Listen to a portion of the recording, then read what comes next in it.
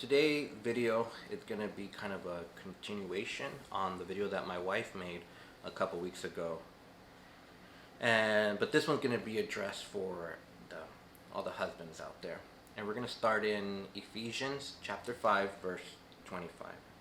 Husbands, love your wives as Christ loved the church and gave himself up for her. Right there, God is talking about for us husbands to love our wives, right? There's lots of other examples and demonstrations on for a husband to how to be a leader, right? But in this verse we see that it starts more, it has more emphasis on loving your wife, because being a leader, right, it kind of comes naturally to a lot of us men, right? At work, around all the friends, we're kind of just telling people what to do, moving things around, right? Making things happen. It's what we practically good at, right? And that's why in this verse, it's not talking about how to be a leader. It's more talking about loving your wife as Christ loved the church, right? Because see, that's what becomes a little bit harder for most men, is the loving part, is to walk in love with your wife, and to be and be honest, right? When your spouse gets you really upset, says something to irritate, or does something to irritate you, what do you do in that moment? And yes, be honest, even if she is sitting right next to you.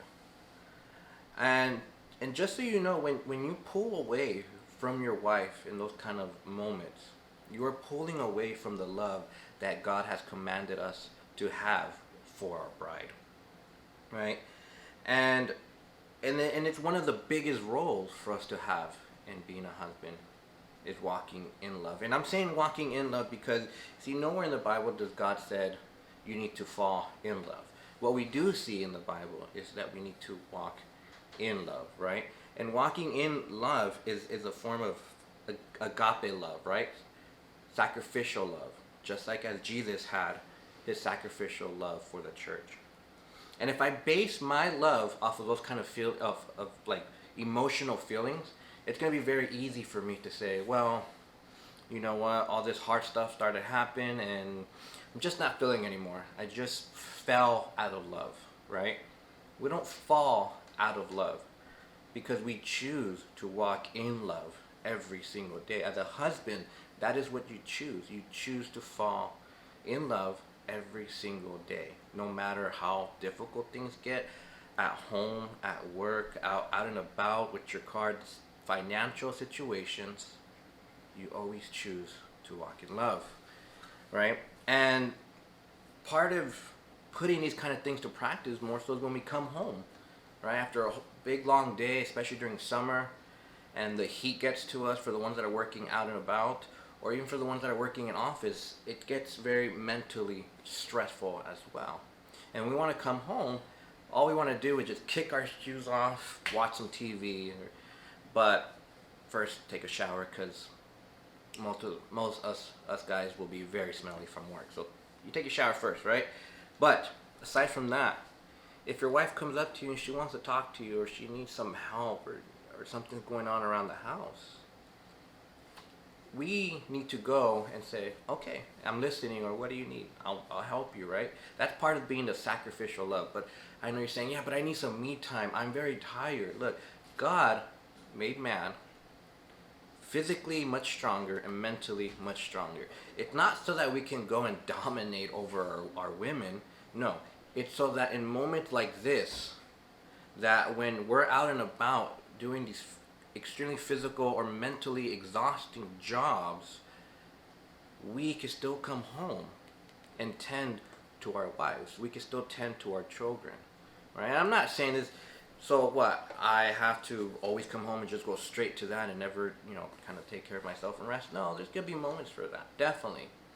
But what we've been seeing a lot lately in these generations now is a lot of men will do a lot of me time. It's always just me time, right? I need this. I need to go out with the boys. I need to go do this. I need to escape. And when they escape, they don't escape to go pray. They don't escape to go read the Bible. It's just to get away because the wife is nagging or something like that. And that right there is not choosing to walk in love. Like I said, God gave us those type of abilities to be able to take a big old, beating from work and just to come home and still smile and pay attention to our wives and the needs, right? That's putting her first. That's me choosing to put her first, right? When another way you could do this too is date nights. Hey, hon, what do you want to do for date night? And she says, well, I want you to go fix this smoke detector that's been going off almost every single day for the last 2 years. Do that, right? Make that a date night. Go around changing all the batteries and order some food. Thank God I'm very blessed in this part where when I ask my wife, hey, what do you want to eat? Most of the time she'll tell me steak and wings. So thank you God for that, right? Those are some of the ways that we can choose to walk in love with our spouse, right? Heavy situations, hard times at work. When you come home, you talk to her, you listen to her, right? You care about her opinions, her concerns, anything that she wants to do around the house, right? When it's like, well, now you're just saying that she can just control everything. No, it's not that she's controlling everything. It's that's how I'm choosing to show my love for her. If she wants to paint the kitchen some other color, which has happened, if she wants to choose to decorate, for Christmas in September, go for it, right? I mean, if they're causing any actual physical harm to anyone, no. So I tell her, hey, that's fine, right? Most part of all this too is when we're shifting, right? Our own things, our own wants, right? We have to remember also Colossians chapter 3, verse 19. Husbands, love your wives and do not be harsh with them, right? This part also emphasizes on us not to be harsh with them, be critical with them. Because that happened to me a lot. My wife is talking to me and I'm like, okay, I'm going to choose to do this. I'm going to choose to listen. I got home extremely tired, really horrible day at work. I'm going to listen, right? And then I want to start fixing it.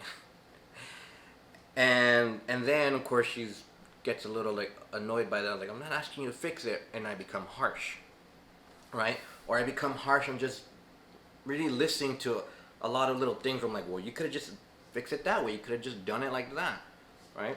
We are very harsh. All the men in the world, we're harsh.